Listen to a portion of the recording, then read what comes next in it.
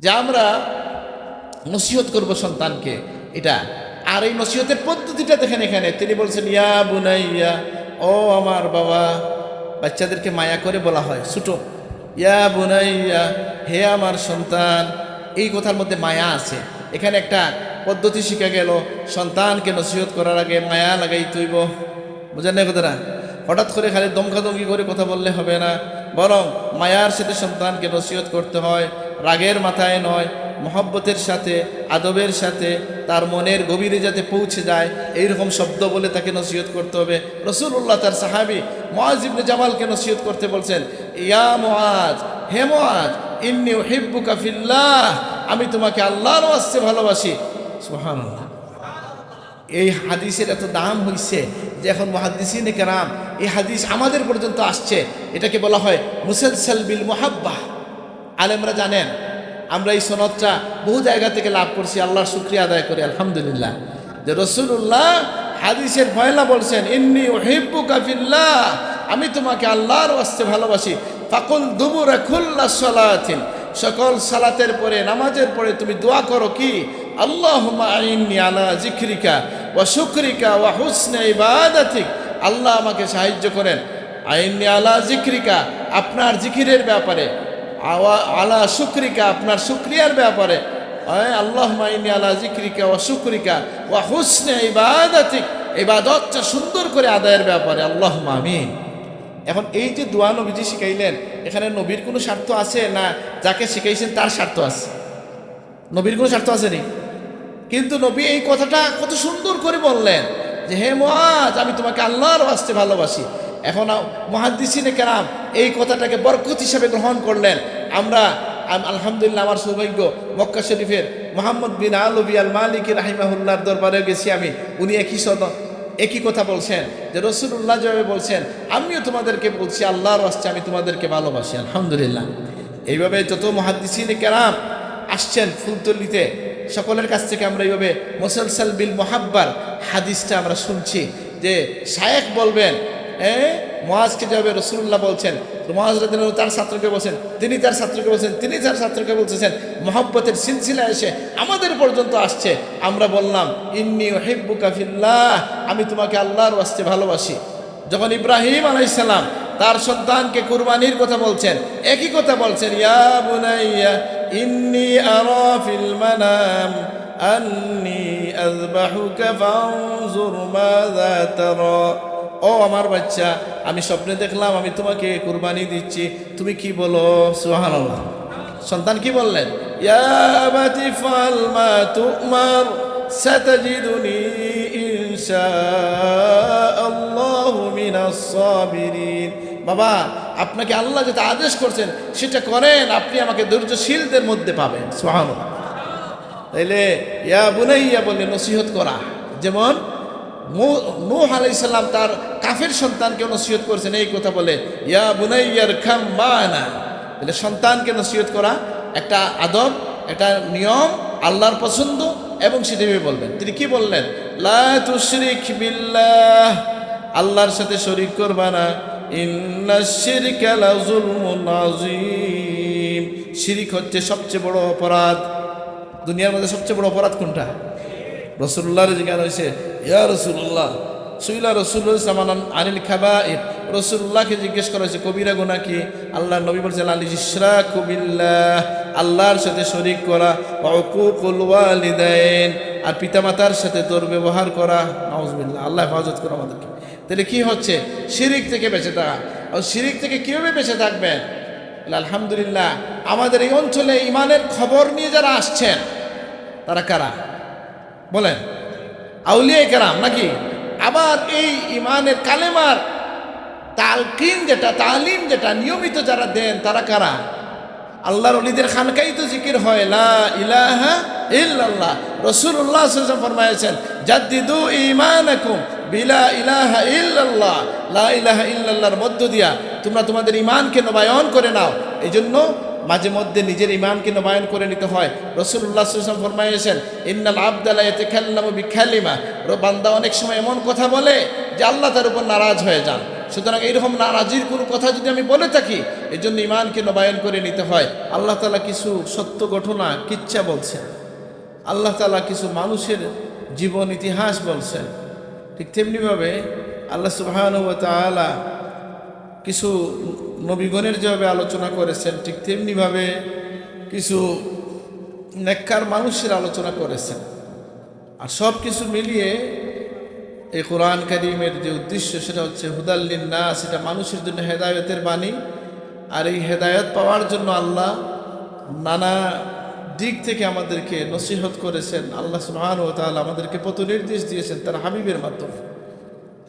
এই কোরআনের নিয়ামত পাওয়ার জন্য আমরা আল্লাহর শুকরিয়া আদায় করি, আলহামদুলিল্লাহ। আল্লাহর কালামের বৈশিষ্ট্যের মধ্যে এটা অন্যতম একটা বৈশিষ্ট্য, রাসূলুল্লাহর শ্রেষ্ঠতম মুজিজা এটা। আর আল্লাহর নিয়ম হচ্ছে যে যুগে যে নবীকে আল্লাহ পাঠান, সেই নবীর যুগের যে চ্যালেঞ্জ আছে সেটাকে মোকাবিলা করার জন্য ওই নবীকে ওইটাকে মোকাবিলার জন্য মুজিজা দান করছেন। মূসা আলাইহিস সালামের সময় জাদুটোনার খুব প্রভাব ছিল। আল্লাহ তাকে লাঠি দান করলেন, যে লাঠি সকল জাদুকে খেয়ে ফেলতে পারত, আলহামদুলিল্লাহ। এমনিভাবে ঈসা আলাইহিস সালামের সময় চিকিৎসার খুব প্রাচুর্য ছিল। আল্লাহ তাকে দান করলেন উবরিউল আকমাহা ওয়াল আবরাসা ওয়া উহয়িল মাউতা বিইজনিল্লাহ, যে আল্লাহ তাকে কি করলেন, যোগ্যতা দিলেন যে তার হস্তস্পর্শে কুষ্ঠরোগী ভালো হয়ে যেত, জন্ম অন্ধ রোগী ভালো হয়ে যেত, এমনকি মৃতকে তিনি জীবিত করতে পারতেন আল্লাহর হুকুমে, সুবহানাল্লাহ। ঠিক এমনিভাবে কোরআন কারীম যখন আসছে, আইয়ামে জাহেলিয়ার যুগ হলেও কুরাইশদের মধ্যে, আরবদের মধ্যে একটা বিষয়ের খুব বেশি উৎকর্ষতা ছিল। সেটা হচ্ছে কি, যে তারা ভাষার লালিত্যে, সাহিত্যে, কবিতায় তারা খুবই আগুয়ান ছিল। আল্লাহ সুবহানাহু ওয়া তাআলা তার হাবিবের মাধ্যমে তার কালাম প্রেরণ করলেন আরবি ভাষায়। আর এমন একটা পদ্ধতিতে আল্লাহ এই কোরআন নাজিল করলেন, এটা কবিতাও না, এটা আবার গদ্যও না, দুইটার মাঝামাঝি। ওমা আল্লামনাহু আশ-শি'রা ওমা ইয়ানবাগী লাহু, তারা কবিতা বলছে, আল্লাহ বলছে এটা কবিতা না, আবার এটা গদ্যও না। তাদের ধারণার বাইরে একটা মানহাজ, একটা শৈলী, একটা উসলুবে আল্লাহ কোরআন নাজিল করলেন, যে কারণে বহিরাল আরব বিবালাগাতিল কোরআন, কোরআনের অলঙ্কারের কারণে আরবরা স্তব্ধ হয়ে গেল। তার বাসার সামনে সবাই মিয়ে পড়লো, নুয়ে পড়লো, তারা সারেন্ডার করতে বাধ্য হইল, আলহামদুলিল্লাহ। সেই কোরআন কারীমের আলোচনার যত ধরন আছে, এর মধ্যে একটা হচ্ছে, আমি যে আয়াত তিলাওয়াত করেছি সেখানে সূরা লুকমানে আল্লাহ তাআলা একজন মানুষের বাণীকে, ওয়াজকে, নসিহতকে আল্লাহ তাআলা তার কালামে তার ভাষায় বর্ণনা করেছেন। তার মানে কি, যে আল্লাহ এটাকে খুব গুরুত্ব দিয়েছেন, আল্লাহ তাকে পছন্দ করেছেন, তার কথাকে পছন্দ করেছেন।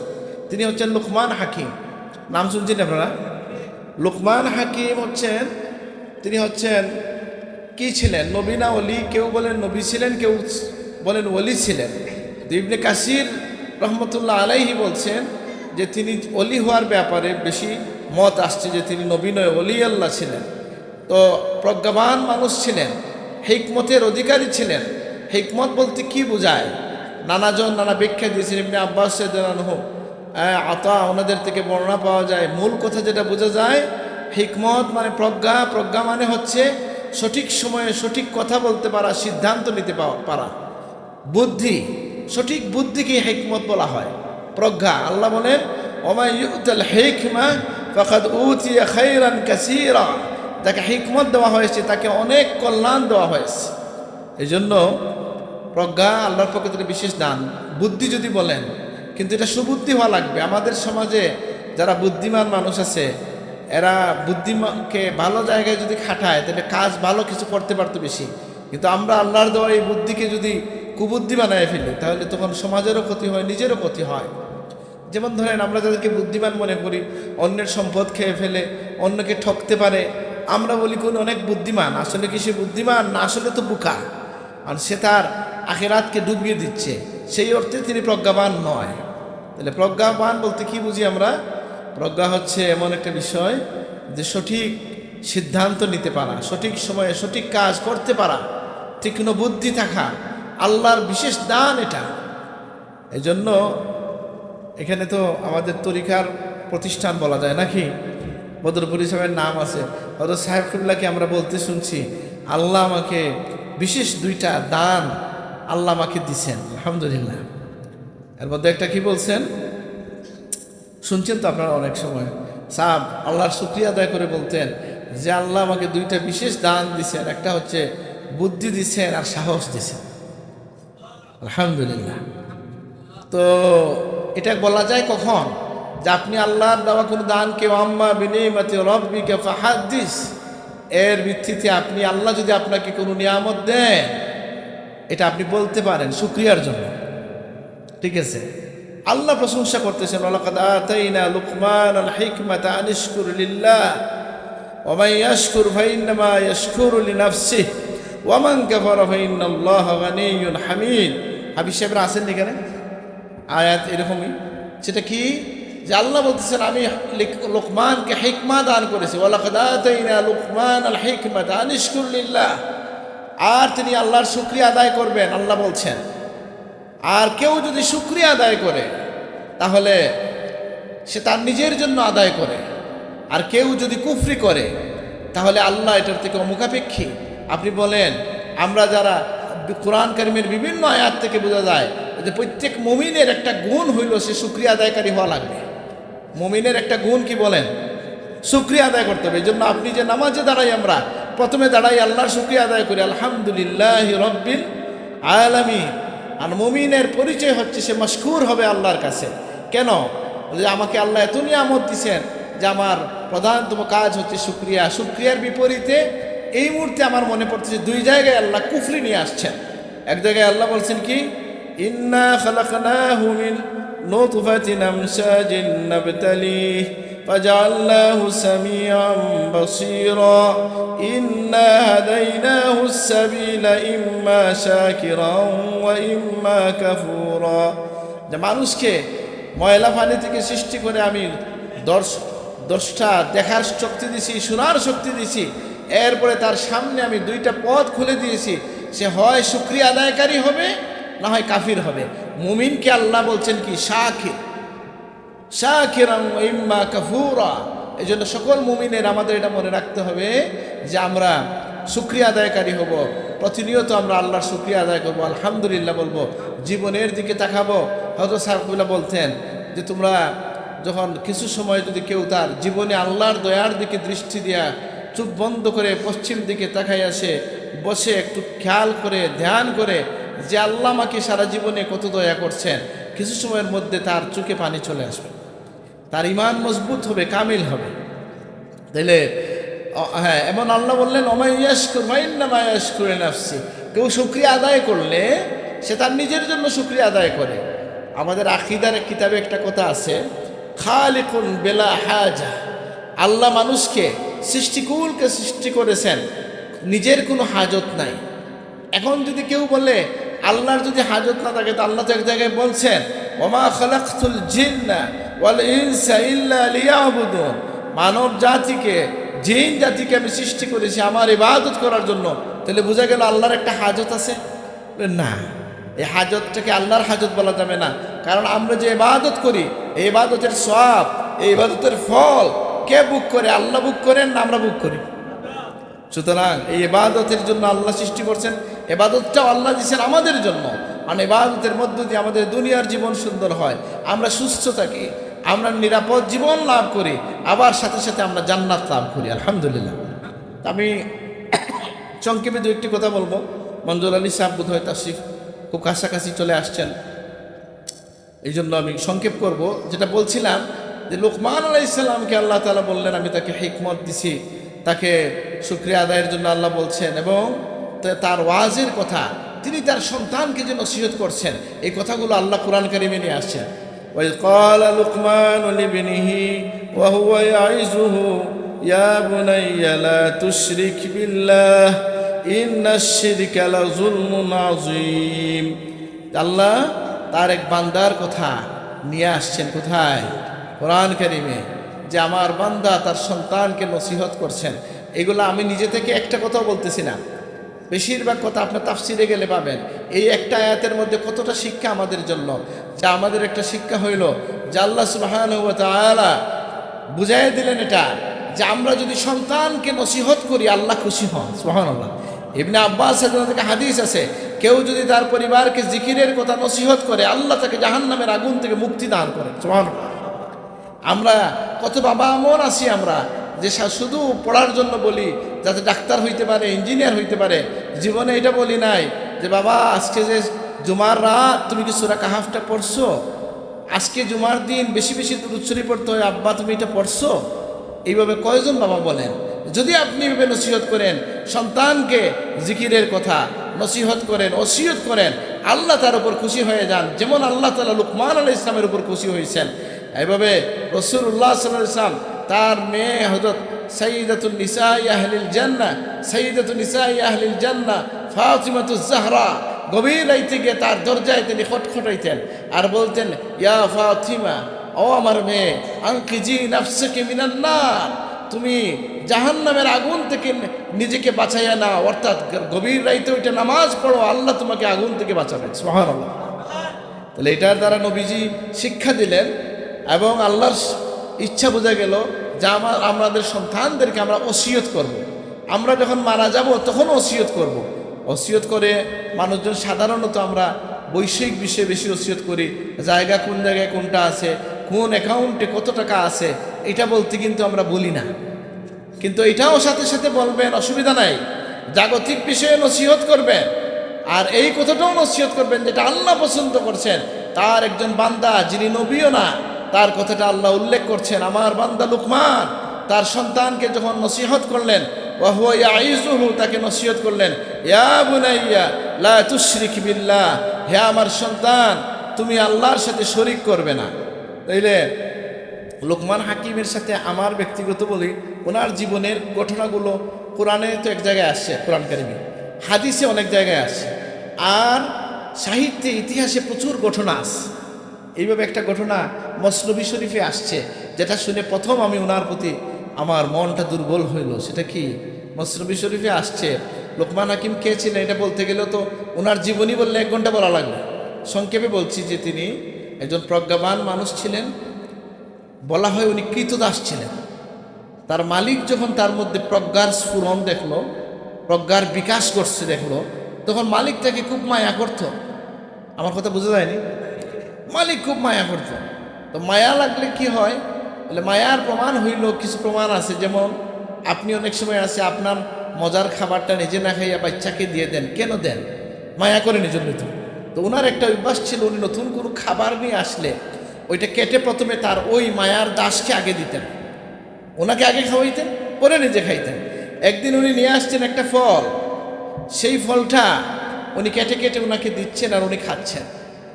উনি লক্ষ্য করলেন যে হায় হায়, প্রত্যেক দিন তো আমি যখন ফল ফ্রুট আনি আনলে তারে দেই, সে একটু খাইয়াই বলে যে মনিব আপনি খান, আজকে দেখি কোনো কথা বলে না, আজকে দেখি সে খাইতে আছে, আমাকে তো একবারও বলে না যে তুমি খাও, আপনি একটু খান।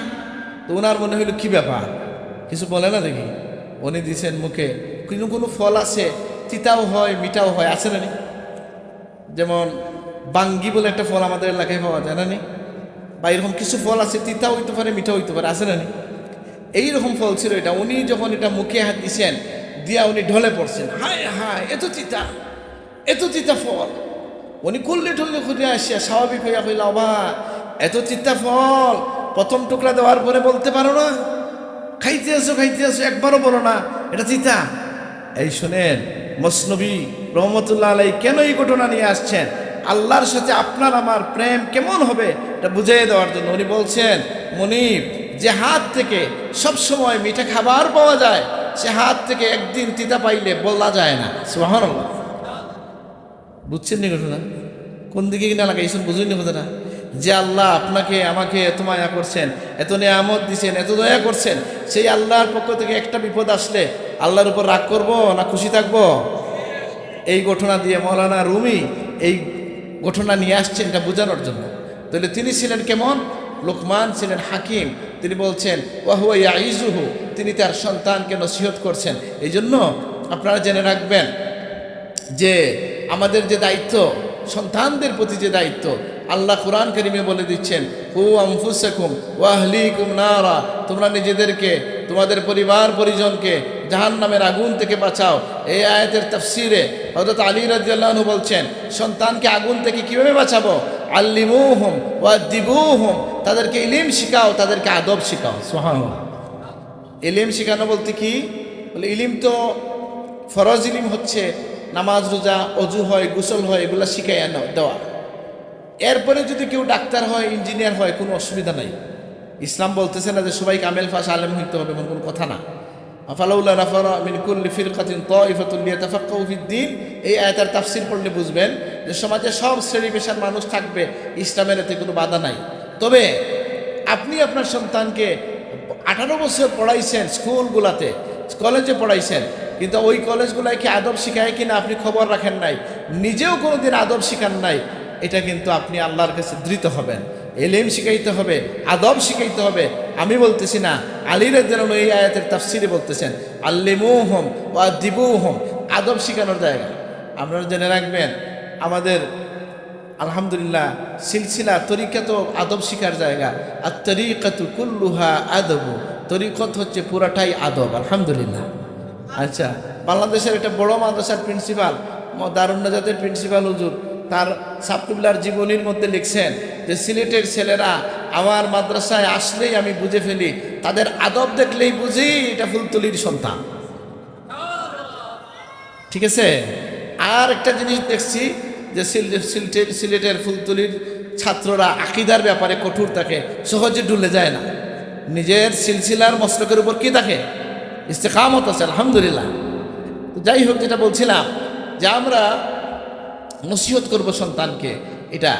আর এই নসিহতের পদ্ধতিটা দেখেন এখানে তিনি বলছেন, ইয়া বুনাইয়া, ও আমার বাবা। বাচ্চাদেরকে মায়া করে বলা হয় ছোটো, ইয়া বুনাইয়া, হে আমার সন্তান। এই কথার মধ্যে মায়া আছে। এখানে একটা পদ্ধতি শিখা গেল, সন্তানকে নসিহত করার আগে মায়া লাগাই তৈব। বুঝেন না কথাটা? হঠাৎ করে খালি দমকাদমকি করে কথা বললে হবে না, বরং মায়ার সাথে সন্তানকে নসিহত করতে হয়। রাগের মাথায় নয়, মহব্বতের সাথে, আদবের সাথে, তার মনের গভীরে যাতে পৌঁছে যায় এইরকম শব্দ বলে তাকে নসিহত করতে হবে। রাসূলুল্লাহ তার সাহাবী মুআজ ইবনে জামালকে নসিহত করতে বলছেন, ইয়া মুআজ, হে মুআজ, ইন্নী উহিব্বুকা ফিল্লাহ, আমি তোমাকে আল্লাহর ওয়াস্তে ভালোবাসি। সুবহানাল্লাহ। এই হাদিসের এত দাম হয়েছে যে এখন মুহাদ্দিসিনে কেরাম এই হাদিস আমাদের পর্যন্ত আসছে। এটাকে বলা হয় মুসালসাল বিল মুহাব্বাহ। আলেমরা জানেন, আমরা এই সনদটা বহু জায়গা থেকে লাভ করছি, আল্লাহর শুকরিয়া আদায় করি আলহামদুলিল্লাহ, যে রাসূলুল্লাহ হাদিসের পয়লা বলছেন, ইন্নী উহিব্বুকা ফিল্লাহ, আমি তোমাকে আল্লাহর ওয়াস্তে ভালোবাসি। ফাকুল দুবুরা কুল্লা সালাতিন, সকল সালাতের পরে, নামাজের পরে তুমি দোয়া করো কি? আল্লাহুম্মা আইন্নি আলা যিকরিকা ওয়া শুকরিকা ওয়া হুসনি ইবাদাতিক, আল্লাহ আমাকে সাহায্য করেন। আইন্নি আলা যিকরিকা, আপনার জিকিরের ব্যাপারে, আলা শুকরিকা, আপনার শুকরিয়ার ব্যাপারে। আল্লাহুম্মা ইন্নী আলা যিকরিকা ওয়া শুকরিকা ওয়া হুসনি ইবাদাতিক, ইবাদতটা সুন্দর করে আদায়ের ব্যাপারে। আল্লাহুম্মা আমিন। এখন এই যে দোয়া নবীজি শিখাইলেন, এখানে নবীর কোনো স্বার্থ আছে না যাকে শিখাইছেন তার স্বার্থ আছে? নবীর কোনো স্বার্থ আছে নি? কিন্তু নবী এই কথাটা কত সুন্দর করে বললেন যে, হে মুআজ, আমি তোমাকে আল্লাহর ওয়াস্তে ভালোবাসি। এখন মুহাদ্দিসিনে কেরাম এই কথাটাকে বরকত হিসাবে গ্রহণ করলেন। আমরা আলহামদুলিল্লাহ, আমার সৌভাগ্য, মক্কা শরীফের মুহাম্মদ বিন আলবী আল মালিকি রাহিমাহুল্লাহর দরবারে গেছি আমি। উনি একই কথা বলছেন যে রাসূলুল্লাহ যেভাবে বলছেন, আমিও তোমাদেরকে বলছি আল্লাহর ওয়াস্তে আমি তোমাদেরকে ভালোবাসি। আলহামদুলিল্লাহ। এইভাবে যত মুহাদ্দিসিনে কেরাম আসছেন ফুলতলিতে, সকলের কাছ থেকে আমরা এইভাবে মুসালসাল বিল মুহাব্বার হাদিসটা আমরা শুনছি যে শায়েখ বলবেন, মুআজকে যেভাবে রাসূলুল্লাহ বলছেন, মুআজ রাদিয়াল্লাহু তার ছাত্রকে বলছেন, তিনি তার ছাত্রকে বলছেন, তিনি তার ছাত্রকে বলতেছেন, মুহাব্বতের সিলসিলা এসে আমাদের পর্যন্ত আসছে। আমরা বললাম, ইন্নী উহিব্বুকা ফিল্লাহ, আমি তোমাকে আল্লাহর ওয়াস্তে ভালোবাসি। আমি কি আপনাদেরকে বলবো? সেটা কি? আমিও যদি বলি আপনাদেরকে এই অর্থে যে নবীজি যেভাবে বলছেন, সাহাবিকে সাহাবি, তাবিকে তাবি, তবে তাবিকে আমাদের পর্যন্ত আসছে, আমিও আপনাদেরকে বলতেছি, ইন্নী উহিব্বুকুম ফিল্লাহ, আমি আপনাদেরকে আল্লাহর ওয়াস্তে ভালোবাসি। আর কি? ফাকুল দুবুরা কুল্লা সালাতিন আল্লাহুম্মা ইন্নী আলা যিকরিকা ওয়া শুকরিকা ওয়া হুসনি ইবাদাতিক, যে তখন নামাজের পরে এই দোয়া করবেন যে হে আল্লাহ আমাকে আপনার ইবাদত জিকির শুকরিয়া আদায়ের ব্যাপারে সাহায্য করেন, ইবাদত সুন্দর করে আদায়ের তৌফিক দান করেন, আল্লাহুম্মা আমিন। এখন দোয়া করবেন যে আমাদের সমাজে অনেক লোক আবার দোয়া করলে মাইন লাগাই দেয় না। দোয়া করা কি নবীর নির্দেশ আছে কি নাই? নবী শিখিয়ে দিয়েছেন দোয়া করবেন, আল্লাহ আমাদেরকে তৌফিক দান করুন। আর কি ইন্নী উহিব্বুকা ফিল্লাহ এটা বলছেন। তো এইভাবে এই মহব্বতের কথা বলে ওয়াজ করা, খুব খেয়াল দিয়ে মনোযোগ দিয়ে শুনবেন। আমি কিন্তু কম সময় কথা বলতে চাই। আপনি যদি আপনার সন্তানকে নসিহত করবেন, ধমক দিয়ে করবেন না মায়ার সাথে করবেন? এই নসিহত সকল নবীদের ব্যাপারে। যখন ইব্রাহিম আলাইহিস সালাম তার সন্তানকে কুরবানির কথা বলছেন, একই কথা বলছেন, ইয়া বুনাইয়া ইন্নী আরা ফিল মানাম আন্নী আযবাহুকা ফানজুর মাযা তারা। ও আমার বাচ্চা, আমি স্বপ্নে দেখলাম আমি তোমাকে কুরবানি দিচ্ছি, তুমি কি বলো? সুবহানাল্লাহ। সন্তান কি বললেন? ইয়া আবাতি ফাল মা তুমার সাতাজিদুনি ইনশাআল্লাহু মিনাস সাবিরিন। বাবা, আপনাকে আল্লাহ যেটা আদেশ করছেন সেটা করেন, আপনি আমাকে ধৈর্যশীলদের মধ্যে পাবেন। সুবহানাল্লাহ। তাইলে ইয়া বুনাইয়া বলে নসিহত করা, যেমন নূহ আলাইহিস সালাম তার কাফের সন্তানকে নসিহত করেছেন এই কথা বলে, ইয়া বুনাইয়ার খাম মানা। তাহলে সন্তানকে নসিহত করা একটা আদব, একটা নিয়ম, আল্লাহর পছন্দ, এবং সেটা বলবেন। তিনি কি বললেন? লা তুশরিক বিল্লাহ, আল্লাহর সাথে শরীক করবা না। ইন্নাশ শিরকা লাযুলমুন আযীম, শিরিক হচ্ছে সবচেয়ে বড় অপরাধ। দুনিয়ার মধ্যে সবচেয়ে বড় অপরাধ কোনটা? রাসূলুল্লাহর জিজ্ঞাসা হয়েছে, ইয়া রাসূলুল্লাহ সুইলা রাসূলুল্লাহ আনিল খাবাইর, রাসূলুল্লাহকে জিজ্ঞেস করা হয়েছে কবিরা গুনাহ কি? আল্লাহর নবী বলেছেন আল ইশরাকু বিল্লাহ, আল্লাহর সাথে শরীক করা, ওয়া উকুকুল ওয়ালিদাইন, আর পিতামাতার সাথে দুর্ব্যবহার করা। নাউযুবিল্লাহ, আল্লাহ হেফাজত করে আমাদেরকে। তাহলে কি হচ্ছে? শিরিক থেকে বেঁচে থাকা। আর শিরিক থেকে কীভাবে বেঁচে থাকবেন? আলহামদুলিল্লাহ, আমাদের এই অঞ্চলে ইমানের খবর নিয়ে যারা আসছেন তারা কারা বলেন? আউলিয়া কেরাম নাকি? আবার এই ইমানের কালেমার তালকিন যেটা, তালিম যেটা নিয়মিত যারা দেন তারা কারা? আল্লাহর ওলিদের খানকাই তো জিকির হয়, লা ইলাহা ইল্লাল্লাহ। রাসূলুল্লাহ সাল্লাল্লাহু আলাইহি ওয়াসাল্লাম ফরমায়েছেন, জাদ্দিদু ঈমানাকুম বিলা ইলাহা ইল্লাল্লাহ, লা ইলাহা ইল্লাল্লাহর মধ্য দিয়া তোমরা তোমাদের ঈমানকে নবায়ন করে নাও। এই জন্য মাঝে মধ্যে নিজের ঈমানকে নবায়ন করে নিতে হয়। রাসূলুল্লাহ সাল্লাল্লাহু আলাইহি ওয়াসাল্লাম ফরমায়েছেন, ইন্নাল আবদা লা ইয়াতাকাল্লামু বিকালিমা, বান্দা অনেক সময় এমন কথা বলে যে আল্লাহ তার উপর নারাজ হয়ে যান। সুতরাং এইরকম নারাজির কোনো কথা যদি আমি বলে থাকি, এই জন্য ঈমানকে নবায়ন করে নিতে হয়। আল্লাহর হাবিব তার সাহাবী আবু বকর সিদ্দিক রাদিয়াল্লাহু আনহুকে বলছেন, হে আবু বকর, আপনি যদি এই দোয়াটা নিয়মিত পড়েন, হযরত বড় সাহেব আমাকে এটা বলছেন, আমার ওজিফায় লতিফিয়া দেখছেন নাকি? অনেকেই দেখছেন নাকি? এই ওজিফা বড় সাহেবের কাছে যখন দিছি, বড় সাহেব আমাকে নসিহত করছেন, তোমার ওজিফায় এই দোয়াটা লাগাও। সেটা কি? আবু বকর সিদ্দিক রাদিয়াল্লাহু আনহুকে আল্লাহর নবী বলছেন, হে আবু বকর, আপনি যদি এই দোয়া নিয়মিত পড়েন তাহলে কি শিরিক থেকে বেঁচে থাকতে পারবেন। তখন তিনি বললেন, ইয়া রাসূলুল্লাহ, ইমানের পরেও কি শিরিক থাকে? নবীজি বললেন যে ওই প্রকার চেয়ে ছোটো ছোটো শিরিকের দানা আছে মানুষের হৃদয়ে থাকে, এটা থেকে বেঁচে থাকার জন্য রাসূলুল্লাহ দোয়া শিখিয়ে দিলেন, আল্লাহুম্মা ইন্নী আউযু বিকা মিন আন উশরিকা বিকা ওয়া আনা আ'লামু ওয়া আস্তাগফিরুকা লিমা লা আ'লামু। অর্থ হচ্ছে কি? আল্লাহুম্মা ইন্নী আউযু বিকা মিন আন উশরিকা বিকা ওয়া আনা আ'লামু, আল্লাহ আমি তোমার সাথে জেনে শুনে শিরিক করা থেকে আপনার কাছে পানা চাই। ওয়া আস্তাগফিরুকা লিমা লা আ'লামু, আর আমি না জেনে কিছু করে থাকলে মাফ চাই। সুবহানাল্লাহ। এই জন্য মাসনুন দোয়ার কথা আমি বহু জায়গায় বলছি, বলে মাসনুন দোয়া কেন বেশি কবুল হয়? দুইটা কারণে। যে নবী যেভাবে সুন্দর করে আল্লাহর কাছে বলতে হবে, নবী যেভাবে বুঝেন, এটা কি আমরা বুঝি? বুঝেন না? আমরা কি বলতে পারবো নবী যেভাবে বলছেন? না। আর যেহেতু নবীর জবান থেকে বের হয়েছে, এটার মধ্যে বরকত হয়ে গেছে, এই জন্য মাসনুন দোয়াগুলো বেশি কবুল হওয়ার আশা করা যায়। তাহলে তিনি বলছেন কি? তাহলে আমরা শিরিক থেকে বেঁচে থাকবো। কথার মধ্যে অনেক সময় শিরিক হয়। বৃষ্টিকে কেউ গালি দেয় যদি, বুঝেন নেই, তাহলে এটা শিরকমূলক অপরাধ। কারণ কি? বৃষ্টি কে দিছেন? এই জন্য নবীজি শিখিয়ে দিছেন, বৃষ্টি যদি হয় আপনি বলবেন আল্লাহুম্মা সাইয়্যিবান নাফিআ, আল্লাহ এই বৃষ্টিকে আমাদের জন্য উপকারী বানায় দেন, আল্লাহুম্মা আমিন। কেন? যে এই বৃষ্টি যদি বেশি হয় বন্যা হইয়া ডুবা লাগতে পারে, এই বৃষ্টি যদি ভালোভাবে হয়, সুন্দরভাবে হয়, তাহলে ফসলের মধ্যে ভালো বরকত হবে নাকি, এই দোয়া করতে হয়। তো যাই হোক, আমরা এমন কোনো কথাবার্তা বলবো না যেটা শিরকের কাছাকাছি যায়। আবার আমাদের সমাজে খুব দুঃখ লাগে যে মুসলমানদের মধ্যে এমন কিছু বিষয় আছে যে এটা বৈধ, নবীজি যেটাকে জায়েজ বলছেন সেটাকেও শিরিক বলে মানুষ চালাই দিতে চায়। আছে না এরকম লোক? আছে না? আমি তো এইবার পাইছি মক্কা মদিনা শরীফে এক লোক চিৎকার করতেছে যে রাসূলুল্লাহর দরবারে নাকি দোয়া করা শিরিক। নাউজুবিল্লাহ। অথচ আল্লাহর আয়াত থেকে বোঝা যায় নবীর দরবারে এসে দোয়া করলে কবুল হয়। ওয়ালাউ আন্নাহুম যালামু আনফুসাহুম জাউকা, কেউ নিজের উপর তারা যদি জুলুম করে আপনার কাছে চলে আসে, ফাস্তাগফিরুল্লাহ, আল্লাহর কাছে ইস্তেগফার করে। ইস্তেগফার এটা দোয়া নাইনি? ইস্তেগফারটা কি দা? দোয়া মানে চাওয়া, আল্লাহর কাছে চাওয়া। আস্তাগফিরুল্লাহ, আল্লাহ আমি তোমার কাছে ক্ষমা চাই। তাহলে ক্ষমা চাওয়াটা দোয়া না? আস্তাগফিরুল্লাহ, তারা আল্লাহর কাছে ক্ষমা চায়। আস্তাগফারা লাহুমুর রাসূল, আর নবীও যদি তার জন্য সুপারিশ করেন, লাওয়াজাদুল্লাহ তাওয়াবার রাহিমা, অবশ্যই আল্লাহকে সে তওবা কবুলকারী দয়ালু হিসাবে পাবে। সুবহানাল্লাহ। বলতেছে একজন, ওইখানকার রাষ্ট্রীয় কেউ না, পুলিশ না বা মৌলভী সাহেবরা না, সাধারণ একজন বলতেছে, কি বলতেছে, মানুষকে খালি বলতেছে এখানে দোয়া করা যাবে না, দোয়া করা যাবে না। নাউজুবিল্লাহ। আলহামদুলিল্লাহ, আমি যখন তাকে প্রশ্ন করছি মান ক্বালা হাযা, কে বলছে এটা, আর কথা বলে না।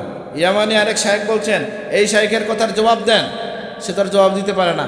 আমি বলছি ইমাম নববী রহমতুল্লাহ আলাইহি তার মাতুনুল ইদাহের মধ্যে, ইমাম মুল্লা আলী কারি তার কিতাবের মধ্যে কি লিখছেন, বিভিন্ন শরম্বুল আলী রহমতুল্লাহ নূরুল ইজাহ কিতাবের মধ্যে বলছেন রাসূলুল্লাহ কাছে গেলে এই আয়াত পড়বেন আর বলবেন, ইয়া রাসূলুল্লাহ, আমি গুনার বোঝা নিয়ে আসছি, আল্লাহর কাছে মাফ চাই, আপনি আমার জন্য আল্লাহর কাছে সুপারিশ করেন। এরপরে আরবিতে বলছেন, শেষ কথা হবে এই কথা, আসআলুকা আশ-শাফাআতা আশ-শাফাআতা আশ-শাফাআতা ইয়া রাসূলুল্লাহ, আপনার কাছে আমি শাফাআত চাই, শাফাআত চাই, শাফাআত চাই ইয়া রাসূলুল্লাহ। সুবহানাল্লাহ। এখন এই জন্য শিরিক থেকে আমরা বেঁচে থাকব, কিন্তু শিরকের নামে যদি কেউ বৈধ কাজকে অবৈধ বলতে চায়, আমরা সেটা মানব না। বরং আমরা দেখি আউলিয়া কেরাম যারা প্রথমের তাওহীদের শিক্ষা দিচ্ছেন, তারাই সেই আমাদেরকে সেই ঈমান বাঁচানোর তালিম দিচ্ছেন। কালেমার জিকির, খানেকায় খানেকায় জিকির হয়, লা ইলাহা ইল্লাল্লাহ। আলহামদুলিল্লাহ। মূল কথাটা বলছিলাম যে আল্লাহর নবী, আল্লাহ তার অলির কথা, লুকমান আলাইহিস সালামের কথা বললেন। আমরা এখান থেকে পাইলাম আমরা আমাদের সন্তানদেরকে নসিহত করব, আমরা আমাদের সন্তানদেরকে আল্লাহর তাওহীদের শিক্ষা দেব, আমরা আমাদের সন্তানদেরকে মায়ার সাথে নসিহত করব। আল্লাহ তুমি তৌফিক দান করো, আমিন।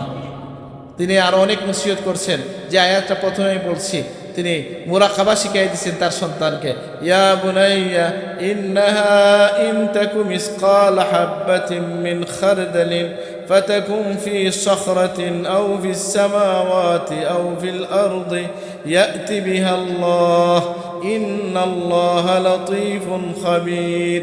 হে আমার সন্তান, যদি দুনিয়ায় কোনো রায় বরাবর বিষয় থাকে যেটা পাথরের মধ্যে ঢুকে গেছে, আসমানে উড়ে গেছে, জমিনের নিচে চলে গেছে, ইয়াতি বিহাল্লাহ, আল্লাহ এটা বের করে নিয়ে আসতে পারেন। সুবহানাল্লাহ। ইন্নাল্লাহা লাতীফুন খাবীর, আল্লাহ অনেক সূক্ষ্মদর্শী, আল্লাহ অনেক সূক্ষ্মদর্শী এবং সব খবর রাখেন। সুবহানাল্লাহ। তাহলে আমরা বুঝলাম যে আমরা এই সন্তানকে বলেন বা আপনার ছাত্রকে বলেন, এই সমাজে আমাদের যত অন্যায় হয়, অবিচার হয়, আমি যে গুনাহগুলো করি, তার মধ্যে প্রধানতম কারণ হচ্ছে এটা, আল্লাহর যে দৃষ্টি আমার উপরে আছে, আমরা এটা ভুলে যাই। এই জন্য মুরাকাবা শিখান আল্লাহর ওলিরা, যে মুরাকাবা শিখায় গেছেন হযরত লুকমান হাকিম তার সন্তানকে, ইন্নাহা ইন তাকু মিসকাল হাববাতিন মিন খারদালিন ফাতাকুন ফি সখরা, যদি কোনো সরিষা বরাবর বিষয় থাকে এবং পাথরের ভিতরে ঢুকে যায়, সেটাকেও আল্লাহ তাআলা বের করে নিয়ে আসতে পারেন। সুবহানাল্লাহ। আমরা বুঝলাম, আমরা যখন একাকী হই, আমরা যখন ছোটোখাটো গুনাহ করি, আমরা যখন মনে করি কেউ দেখতেছে না, একজন দেখেন, তার নাম কি? আল্লাহ। এটা মনে রাখা, এটা আল্লাহ আমাকে দেখছেন, এটা আমরা খেয়াল রাখবো, এই নসিহতের মধ্যে আছে। তিনি নসিহত করেছেন, ইয়া বুনাইয়া আকিমিস সালাহ ওয়া'মুর বিল মা'রুফি ওয়ানহা আনিল মুনকার ওয়াসবির আলা মা আসাবাক ইন্না যালিকা মিন আজমিল উমুর। হে আমার সন্তান, নামাজ কায়েম করবে, সালাত কায়েম করো, আকিমিস সালাহ ওয়া'মুর বিল মা'রুফ, অন্যায় কাজ ন্যায় কাজের উৎসাহিত করবে, ওয়ানহা আনিল মুনকার, খারাপ কাজ থেকে তুমি বাধা দিবে, ওয়াসবির আলা মা আসাবাক, তোমার উপর কোনো বিপদ আসলে তুমি ধৈর্য ধারণ করবে, ইন্না যালিকা মিন আজমিল উমুর। এই বিষয়গুলো অনেক গুরুত্বপূর্ণ বিষয়। বিষয়ের মধ্যে অনেক গুরুত্বপূর্ণ বড় বিষয় হচ্ছে সালাত কায়েম করা, ধৈর্য ধারণ করা, খারাপ কাজকে বাধা দেওয়া, ভালো কাজে উৎসাহ দেওয়া। আল্লাহ আমাদেরকে তৌফিক দান করুন, আমিন। তিনি বলছেন কি, ওয়ালা তুসাইর খাদ্দাকা লিন্নাস ওয়ালা তামশি ফিল আরদি মারাহা ইন্নাল্লাহা লা ইউহিব্বু কুল্লা মুখতালিন ফাখুর। আমি বলি, কত বাবা ভাবেন জীবনে কত সম্পদ, কত কিছু আমরা দিছি সন্তানকে, কিন্তু হাঁটার পদ্ধতি শিখাই নাই। হাঁটার পদ্ধতি শেখানোর জন্য কই যাবেন বলে আল্লাহর কালামের আশ্রয় নেন। আল্লাহ তার নবীর মাধ্যমে আমাদেরকে কোরআনের মাধ্যমে জানিয়ে দিয়েছেন হাঁটতে হবে কিভাবে। আল্লাহ অন্য জায়গায় বলছেন, ওয়াইবাদুর রহমানিল্লাযীনা ইয়ামশুনা আলাল আরদি হাওনা ওয়া ইযা খাতাবাহুমুল জাহিলুনা ক্বালু সালামা। রহমানের বান্দা হওয়ার আলামত হচ্ছে জমিনে তারা ধীর পদক্ষেপে, হালকা পদক্ষেপে, নম্র পদক্ষেপে তারা হাঁটবে। সুবহানাল্লাহ। আর এখানের মধ্যে তিনি কি বলছেন, ওয়ালা তুসাইর খাদ্দাকা। শারুন বলা হয় উটের একটা রোগ আছে, যে রোগ হইলে উট তার মাথাটাকে উঁচু করে রাখে। আমার কথা বোঝা যায়? এমন একটা রোগ আছে যে মাথা উঁচা করিয়া আটে, রোগ হয়ে যায়, যেটা নামাইলে তার কষ্ট হয়, এই জন্য মাথা উঁচু করে করে হাঁটে। এটা হইলো উটের রোগ হইলে এটাকে শার বলা হয়। তিনি বলতেছেন তার সন্তানকে, ওয়ালা তুসাইর খাদ্দাকা লিন্নাস, মানুষের সামনে তুমি তোমার বাজুকে উন্নত করে হাঁটবে না। ওয়ালা তামশি ফিল আরদি মারাহা, অহংকার বশত জমিনে হাঁটবে না। আল্লাহ ইন্নাল্লাহা লা ইউহিব্বু কুল্লা মুখতালিন ফাখুর, যারা অহংকারী তাদেরকে আল্লাহ পছন্দ করেন না। অহংকারীকে আল্লাহ পছন্দ করেন না। মুখতাল বলা হয় কারা? যারা অহংকারের প্রকাশ ঘটায়। এই জন্য বলা হয়েছে লা ইয়াদখুলুল জান্নাতা মান কানা ইজারু খুয়ালা, ইজারু খুয়ালা লা ইয়াদখুলুল জান্নাতা মান কানা, যে ব্যক্তির টাকনুর নিচে কাপড় পরবে সে জান্নাতে যেতে পারবে না। কেন বলা হয়েছে? যে অহংকার বশত টাকনুর নিচে যে কাপড় পরবে, আল্লাহ তার দিকে অনেক হাদিস যে লা ইয়ানজুরু ইলাইহি নজরুর রাহমা, আল্লাহ তার দিকে রহমতের নজর দিবেন না। লা ইয়াদখুলুল জান্নাহ, জান্নাতে সে প্রবেশ করতে পারবে না। এরকম অনেক হাদিস আসছে। মান জাররা ইজারাহু খুয়ালা, এরকম আসছে। অহংকার বশত যদি কেউ, যেমন আবু বকর সিদ্দিক রাদিয়াল্লাহু আনহু যখন নবীজি হাদিস বলার পরে বলছেন, ইয়া রাসূলুল্লাহ, আমার তো পায়জামাটা নিচে চলে যায়। বুঝেন নাই? নবীজি বলছেন তুমি এর দলভুক্ত না। আর আবু বকরের পায়জামা যে নিচে যায় অহংকারের সাথে যায় না। উনি হাদিসের মধ্যে বলা হচ্ছে উনি ছিলেন দুর্বল, শরীর তার ক্ষীণ ছিল, এই জন্য তার ইজার একটু নেমে যাইত, অহংকারের জন্য না। সুতরাং এটা শর্ত হচ্ছে অহংকার ছাড়া কি করা যাবে বলে না, এটা অহংকারের আলামতই হচ্ছে। এটা হাদিস বিভিন্নভাবে আসছে, অহংকার বশত, অহংকার ছাড়াও আছে যে মা আসফালা মিনাল কাবাইন ফাফিন্নার, টাকনুর নিচে যে অংশ থাকবে এটা জাহান্নামে যাবে। তার মানে কি? যে খুয়ালা হওয়া যাবে না। এটা শুধু কাপড়ের মধ্যে না, অন্তরের মধ্যে অহংকার থাকে। বাজু উন্নত করে হাঁটা, মানুষের সামনে অহংকারী ভঙ্গিতে হাঁটা নিষেধ, কুরআন কারীমের নিষেধ। বিনয়ী হয়ে চলা, আল্লাহ আমাদেরকে তৌফিক দান করুন, আমিন। আর কি বলছেন? আমি শুধু আয়াতের অর্থগুলো বলে গেলাম, অন্য সময় সুযোগ হইলে বিস্তারিত বলবো। তিনি বলছেন, শুনো, আল্লাহ বলতেছেন কি? উনি বলছেন যে তুমি ওয়াকসিদ ফি মাশিকা ওয়াগদুদ মিন সাউতিক ইন্না আনকারাল আসওয়াতি লাসাউতুল হামির, যে তুমি তোমার চলনের ক্ষেত্রে ভারসাম্য বজায় রাখো। অনেক মানুষ দেখবেন দেখাইলে খারাপ দেখায়, যে দেখতে দেখা যায় খুব বিনয়ী, ওলাখান আসে, আর ভিতরে অহংকারে পড়ছে। এটা নিষেধ করা হয়েছে। আপনি স্বাভাবিক ভঙ্গিতে থাকবেন, লোক দেখানো বিনয় করবেন না। এই জন্য বলা হচ্ছে কি, যে ওয়াকসিদ ফি মাশিকা, হাঁটার ক্ষেত্রে তুমি ভারসাম্য বজায় রাখো।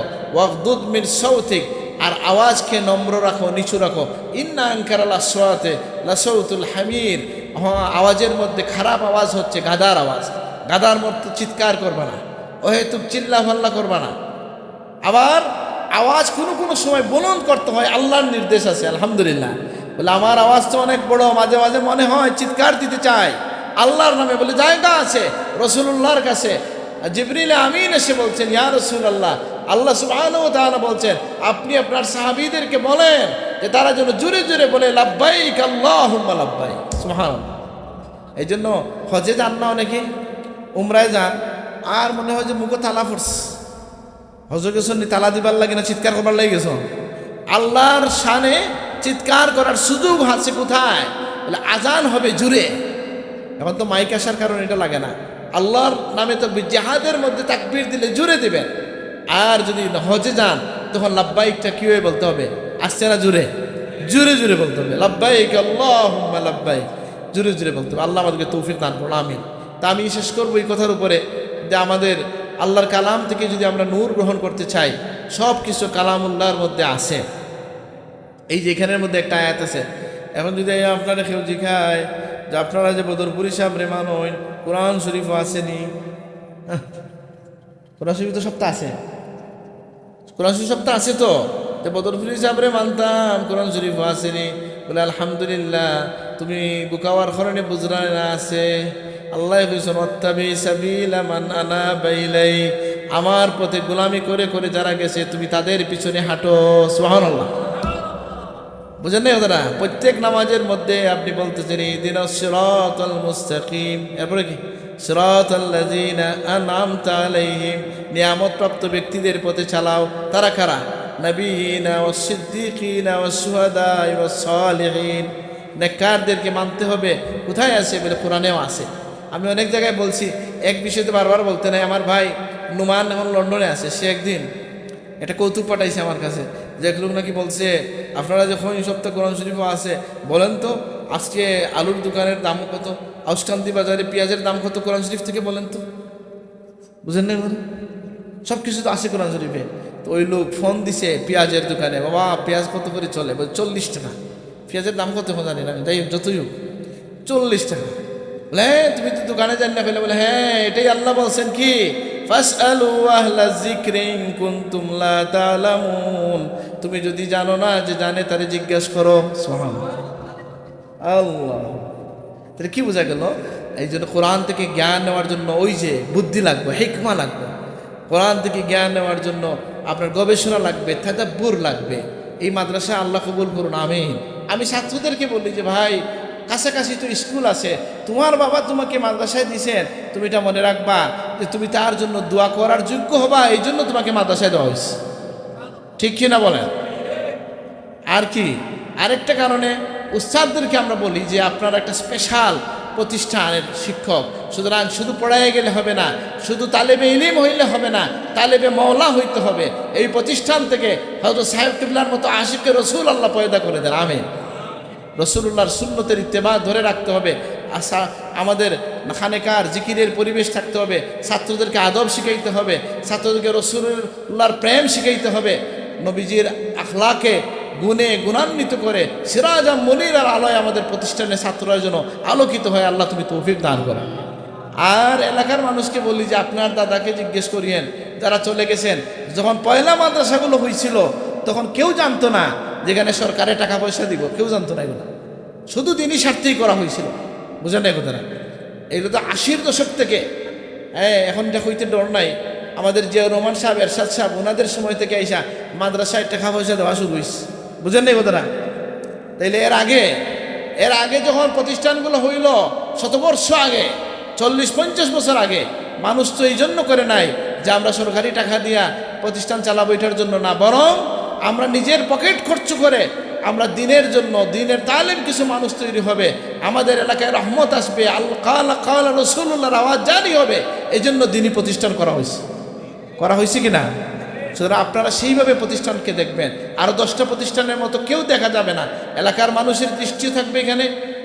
উস্তাদদেরকেও মনোযোগ রাখতে হবে, ছাত্রদের আদব কায়দা, হ্যাঁ, ইলম, মহব্বত, আল্লাহর মহব্বত, রাসূলুল্লাহর ভালোবাসা, মানুষের ভালোবাসা শিখাইতে হবে। ছাত্রদেরকেও বুঝতে হবে যে আমরা একটা স্পেশাল গ্রুপ, যারা আল্লাহর নবীর ওয়ারিস হিসেবে তৈরি হবে। আল্লাহ তুমি তৌফিক দান করো, আমিন।